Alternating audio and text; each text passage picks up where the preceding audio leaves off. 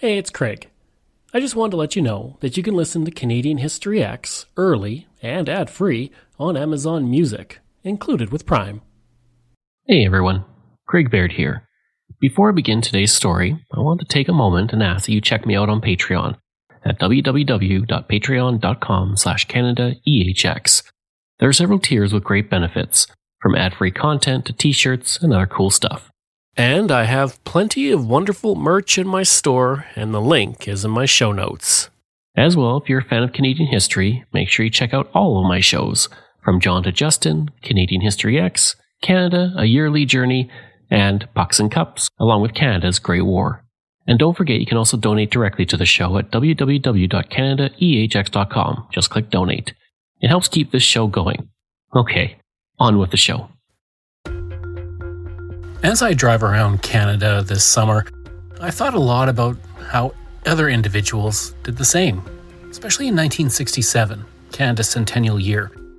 Now, we've already had an episode about the Centennial, but there was the centerpiece of the Centennial, Expo 67, the most successful World's Fair of the 20th century.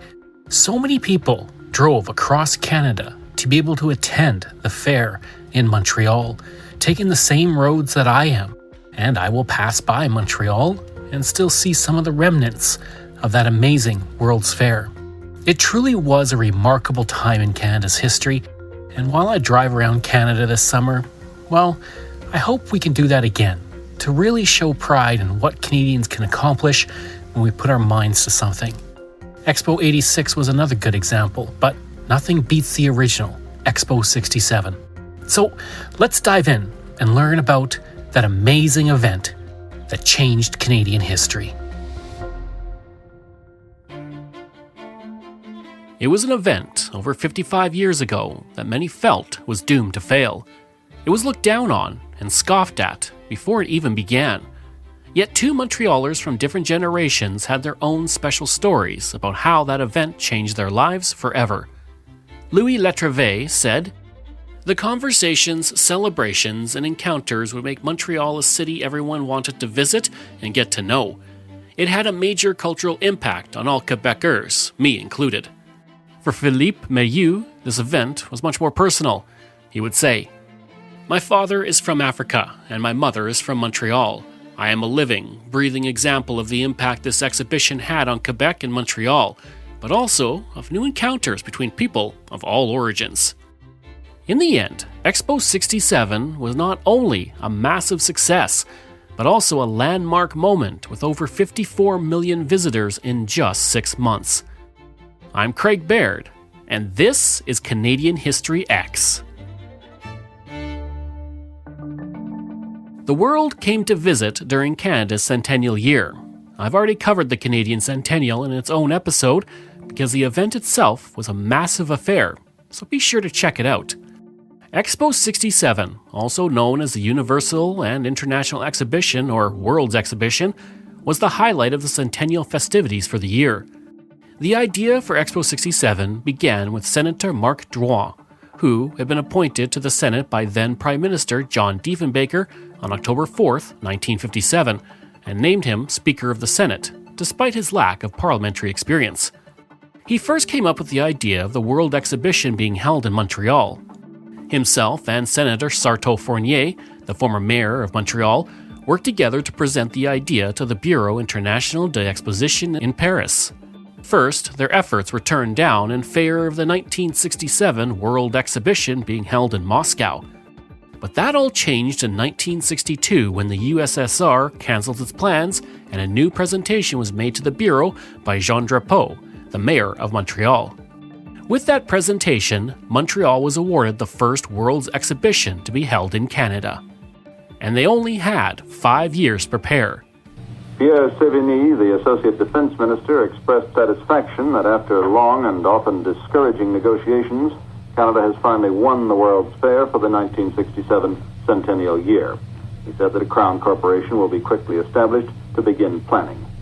Montreal's Mayor Jean Drapeau said that at times Montrealers will be outnumbered by the visitors in their own city. Unemployment will be ended as Montreal sets to work in preparation to build a city within a city.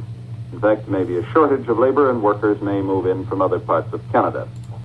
To help in that process, the House of Commons established a crown company called the Canadian Corporation for the 1967 World Exhibition. And their mandate was simple: to build and run the entire event. Funding would come from three different sources: 50% from the federal government, 37.5% from the Quebec provincial government, and 12.5% from the City of Montreal. In May 1963, a conference was held by the three levels of government.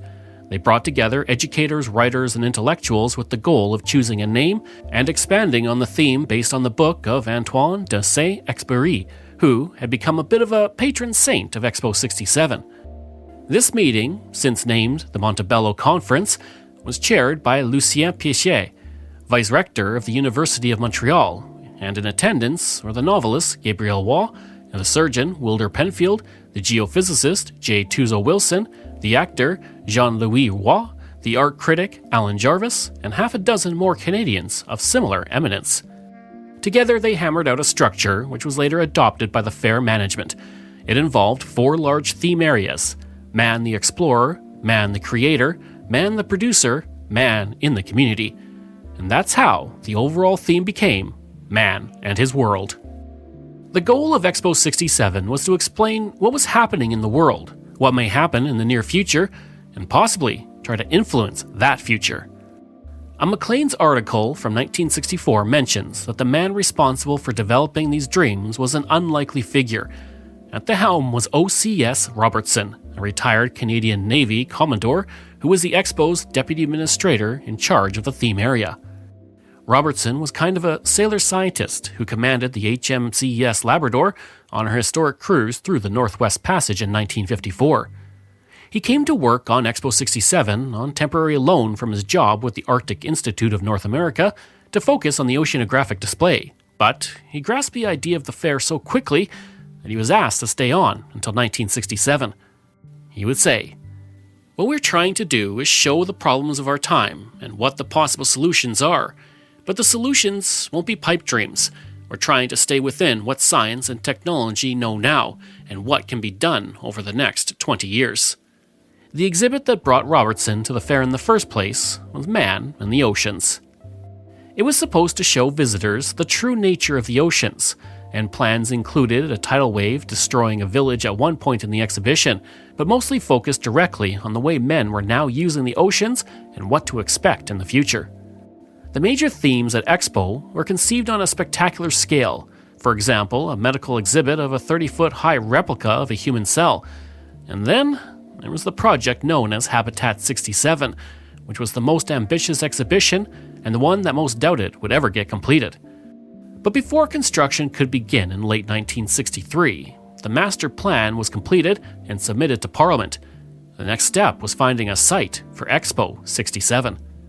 There were many proposals put forward, but the St. Helens Island, a park in the center of the St. Lawrence River, was ultimately chosen for the Expo site.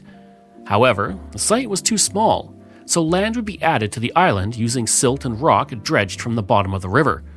A new island, Notre Dame Island, was also created. But almost as soon as the site was chosen, there were questions of its feasibility, and it didn't help that a computer program also predicted that the event would not happen on time. The process of construction finally got underway when Prime Minister Lester B. Pearson pulled a lever on a front-end loader and dumped the first batch of fill to enlarge the island. Then Quebec Premier Jean Lesage bulldozed and spread the fill. It was estimated that 25 million tons of fill would be needed to build the island sites, but soon organizers found out that there wasn't sufficient river bottom sources of landfill. As a result, for months, dump trucks brought in earth from the Montreal Metro excavation to the site on a 24-hour basis. More fill came from the quarries of Montreal and the South Shore, and this caused the cost of building to balloon from the original $10 million estimate to $40 million. Interestingly, the land that was rising out of the harbor was not the property of the Expo Corporation, but the City of Montreal. And then on June 20th, 1964, the fairgrounds were transferred to the corporation. From that point, the man behind the construction, Colonel Edward Churchill, had 1,042 days to get everything built and functioning. Churchill, known simply as Colonel around the construction site, was the right man for the job. During the Second World War, he oversaw the building of 192 airfields around Europe, but back in Montreal, to get everything ready, he used a new management tool called the critical path method. Maclean's would write about this, stating, "CPM has its own mysterious jargon and involves yards of charts covered with lines and arrows pointing to little squares, circles, and hexagons."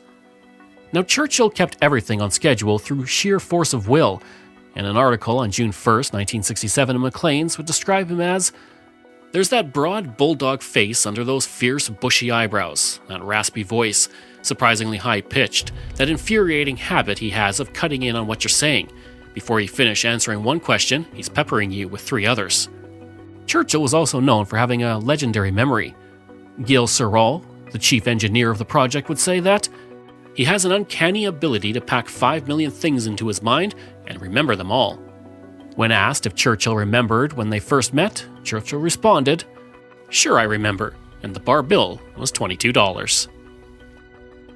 On July 1st, 1964, the site was finished and ready to be divided into 4 areas that would have the entrance, 3 exhibition areas, and the amusement area. Now, as I mentioned, Expo 67 was divided into 5 groups: Man the Creator, Man the Explorer, Man the Producer, Man the Provider, and Man in the Community. The Expo 67 Corporation then invested over $40 million into the main theme and sub-themes. The pavilions would then be built by participating nations. They could either build their own or come together with other countries in regional pavilions. The Soviet Union invested $15 million in its pavilion, while Czechoslovakia invested $10 million and the United States $9 million. 2 of the larger pavilions at Expo are those of the Soviet Union and the United States. They stand like glowering sentries facing each other across the Lemoyne Channel, which separates Ile Notre Dame from Ile Sainte-Hélène. The Soviet pavilion looks on the outside like a giant ski jump rising to a height of 138 feet and surrounded by glass. It's basically a 2-story building and filled with an array of hardware and space equipment. Yevgeny Rushnikov, the press officer for the Soviet pavilion, explained the basic idea behind the Soviet presentation. In keeping with Man and His Work theme of Expo, the theme of our pavilion is everything in the name of man for the benefit of man. And of course, we are showing some of the achievements, major achievements of the Soviet people during the last 50 years, because this year we have the 50th anniversary of the Soviet state. The pavilions themselves were designed in many different styles. The Man in His Community pavilion was built from frames of Douglas fir harvested in Canada. The German pavilion was a 15-story multi-peaked tent made of plastic to show how materials could be used in building design. The United States invested in its Buckminster Fuller geodesic dome, which would become a prototype for that form of construction, which is still standing today and is known as the Montreal Biosphere. You'd also recognize this architecture if you ever visited Epcot at Disney World in Orlando. Various other groups were also allowed to create their own pavilions. 7 Christian churches combined to make a Christian pavilion, along with the pavilions of the United Nations, the European Economic Community, Judaism, and a youth pavilion. In all, there were 60 pavilions at Expo 67, which included 120 governments, and there were thousands of exhibitors and sponsors in 53 private pavilions. The next task for organizers would be coming up with the logo for Expo 67. That was entrusted to designer Julien Hebet, who used the ancient symbol of man. The pictographs were then linked with each other in a circle to represent friendship around the world. Meanwhile, preparations continued, and by 1966, the number of people working at Expo 67 was quite impressive. Just to cope with the 3 million sheets of paper per month flying across the desks, there were 275 stenographers and 159 clerks to assist 54 division heads with their tasks, which included sending out 17 million informational pieces across the planet in 7 languages and in Braille. And the advertising worked because in the months leading up to the opening day, 90,000 Canadians booked advanced hotel accommodations for 6 months of the Expo. The majority of the reservations came from Ontario, followed by British Columbia. Another 150,000 advanced bookings came from the United States, and all those advanced bookings could be because Expo 67 was a Herculean task to accomplish, and people were beginning to believe the hype. Maclean's in 1966 wrote that, "This is Expo's site. It is as big as downtown Toronto, and most of it didn't exist 2 years ago. It took more dirt fill than the pharaohs lavished on the pyramids to create these instant islands. If you spent an hour at each exhibit, it would take you about 3 months to see everything. For many who doubted that everything would be finished on schedule, Expo 67 made believers out of them. Maclean's wrote on January 1st, 1967, "Even skeptical visitors to the site are now coming away persuaded that the enthusiasts have been right all along. Expo is literally the greatest show on earth." At the time, Maclean's estimated 4 million Canadians and 6 million international visitors would come to Expo. And boy, were they wrong. Nadia was the darling in Montreal, changed women's gymnastics from a sport for women to a sport for little elfins under 5 feet. If you'd like to hear more about the 1976 Montreal Games, listen to the latest episode of the Canada's History podcast.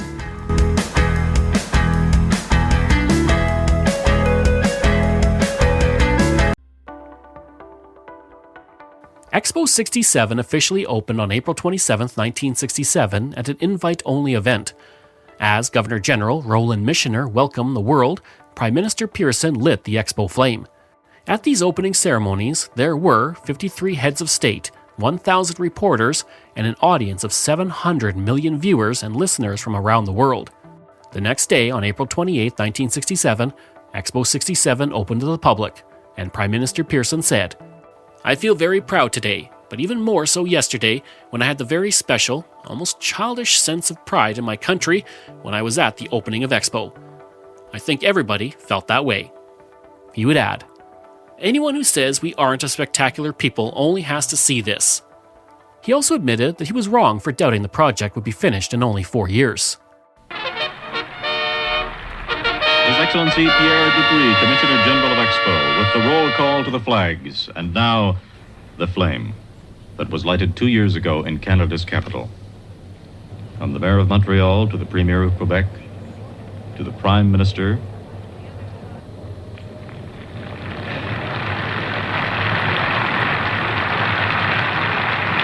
There it is. Et maintenant, j'ai l'honneur, en nom de tout Canadien, d'inaugurer officiellement l'exposition universelle et internationale de 1967. I have the honor, in the name of all Canadians, to inaugurate officially the 1967 Universal and International Exhibition. The next day, the Montreal Gazette published the largest issue in its history up to that point, 152 pages, with 5 sections highlighting the Expo. The first person to walk through the Expo gates was Al Carter, a jazz drummer from Chicago. He was known as Mr. First because in 1933 he became the first paying male customer of the Century of Progress World's Fair in Chicago, and for more than 50 years he devoted himself to being first, or last if necessary, at any significant event. He was presented a gold watch for the honor.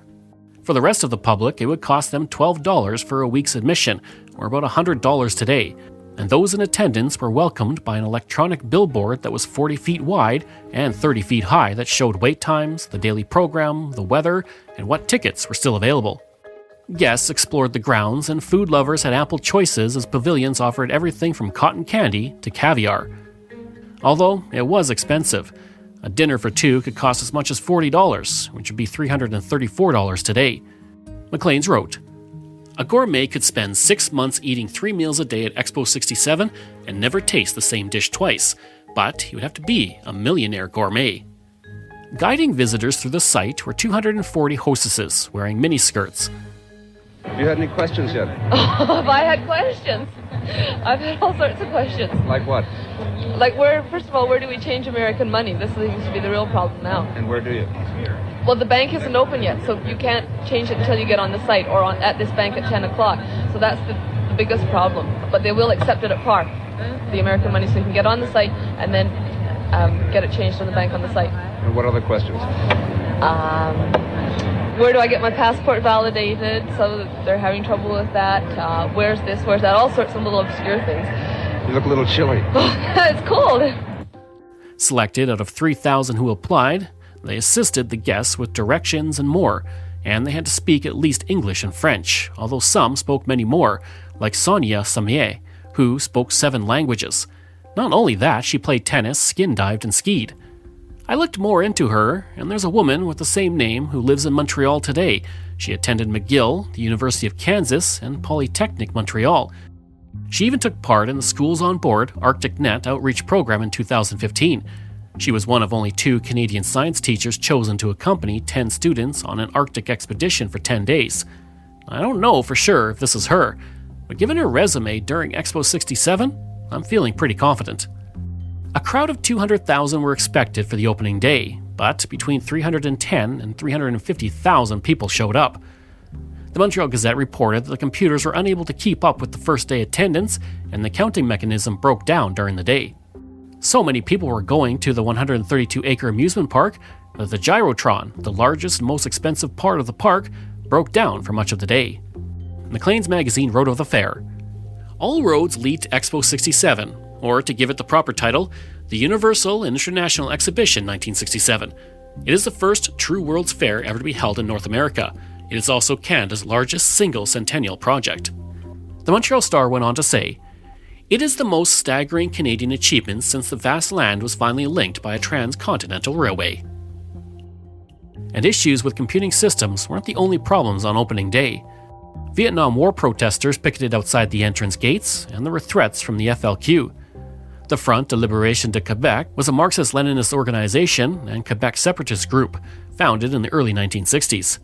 Their goal was to establish an independent and socialist Quebec through violent means, and members were considered a terrorist group by the Canadian government.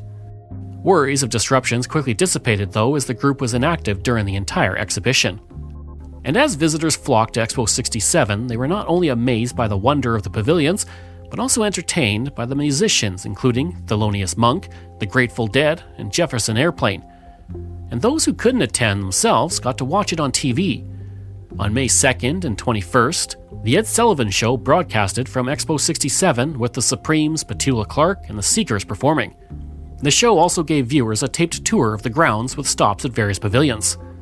Those outside of the United States got to experience the wonder of Expo by watching Our World, a 2-hour international program that was broadcast live to 500 million viewers. The history-making event also welcomed several dignitaries. The most prominent one was Queen Elizabeth II, who visited in conjunction with Canada's Centennial. Other well-known visitors to the fair included President Lyndon Johnson, Princess Grace of Monaco, former First Lady Jackie Kennedy, former U.S. Attorney General Robert F. Kennedy, and French President Charles de Gaulle. Charles de Gaulle actually caused an uproar during his visit when he spoke at Montreal City Hall on July 24th and said, "Vive Montreal! Vive le Québec! Vive le Québec libre!" This was considered a major breach of diplomatic protocol, and it would inflame the growing sovereignty movement in Quebec.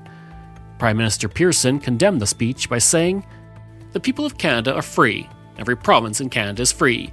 Canadians do not need to be liberated. Indeed, many thousands of Canadians gave their lives in 2 world wars in the liberation of France and of other European countries." De Gaulle's words proved to be a watershed moment during the Quebec Quiet Revolution, which was a time in the 1960s to describe a slow change in Quebec from one of secularism, ruled by the Catholic Church, to a more progressive province. The speech also inspired René Lévesque, the future premier and separatist of Quebec. And after his faux pas, the French president left Canada instead of visiting Ottawa, where he was to meet with Prime Minister Pearson. The comments by the French president weren't the only disruption. A 30-day transit strike in September cut heavily into attendance and revenue figures for the Montreal Expo as it was heading into its final month. To offset disappointment, Expo 67 was extended for 2 days longer than originally scheduled, so visitors could have one final weekend of wonder. Then, on October 29, 1967, then Prime Minister Pearson doused the Expo 67 flame, while Governor General Roland Michener closed out the festivities by saying, "It is with great regret that I declare that the Universal and International Exhibition of 1967 has come to an official end." All rides shut down at 3:50 p.m., and just 10 minutes later, the Expo grounds closed for their final time. Montrealer Giselle Fournier was there, and she said, "The world came to us, and now it's going away. Look at the faces of the people. Expo means culture. I only hope it does not die. We need this culture. It means a lot to Canada, not just to Montreal." And it did mean a lot to millions. Expo 67 was expected to host 26 million people from April 28th to October 27th, but in the end, over 50 million went through the fairgrounds. And this figure doesn't even count the 5 million admissions for performers, employees, official visitors, and the press. The most popular pavilion was the Soviet Union exhibit, which attracted 13 million visitors, followed by the Canadian Pavilion with 11 million, then the United States Pavilion with 9 million, and France was close behind with 8.5 million. In all, Expo 67 cost Canada, Quebec, and Montreal about $283 million, which would be about $2.3 billion today. And while that may seem like a lot, the return on investment was astronomical. Tourist revenue alone calculated at $480 million, or $4 billion today. And after Expo 67, the grounds hosted a standing collection of international pavilions known collectively as Man and His World. Unfortunately, attendance fell rapidly. Just a few years later, in 1971, the entire island closed to the public until 1974, when it became a new rowing and canoeing sprint basin as Montreal prepared to host the 1976 Summer Olympics. In 1975, a fire took out the Ontario Pavilion, and just a year later, the Buckminster Fuller Dome was destroyed by fire as well. By this point, the entire site was falling into disrepair, and several pavilions were crumbling and vandalized. And after a few brief reopenings, the remaining small pavilions on the island were closed for good in 1984. Only 2 pavilions still stand today. The Buckminster Fuller Sphere was rebuilt, and as I mentioned earlier, became the Montreal Biosphere, a museum devoted to the environment. The other structure that you can still see today is the famous Habitat 67. As I mentioned, it was the only exhibit not completed in time for opening, as the ambitious project attempted to reimagine apartment living. The structure is made up of 354 prefabricated concrete cubes consisting of 168 apartments, and it was designed by an architectural student from McGill, Moshe Safdie.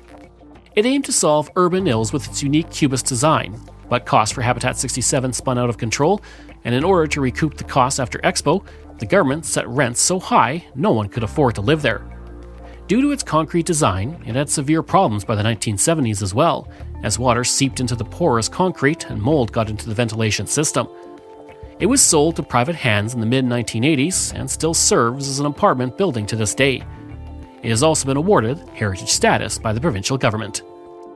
Today, Expo 67 is considered a landmark moment for Canada when the country hosted the world for arguably the first time, and it continues to be one of the most successful world exhibitions of the 20th century.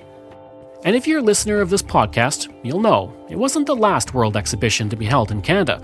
Almost 2 decades later, Expo 86 was held in Vancouver. Now this is the end of the story for Expo 67, but stick around for one final fact.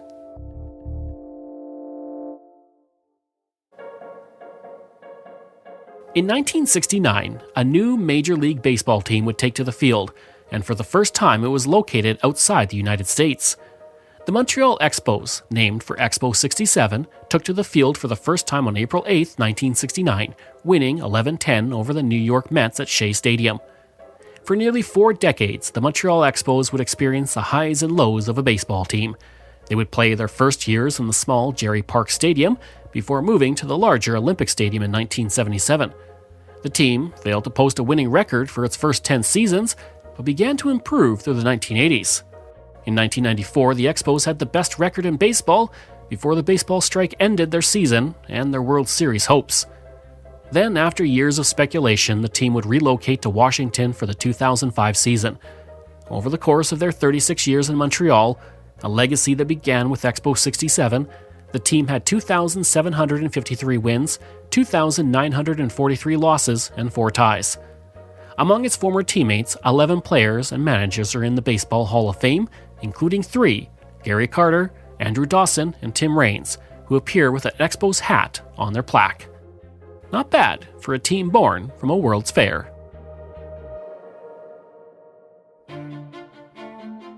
This show is researched, produced, and written by me, Craig Baird, with the help of Dila Velasquez. Audio production and design by Rosalind Kufor. If this is your first time listening and you like what you heard, please take a moment and give us a 5-star review to help other people find these amazing stories, and there are so many for you to sink your teeth into.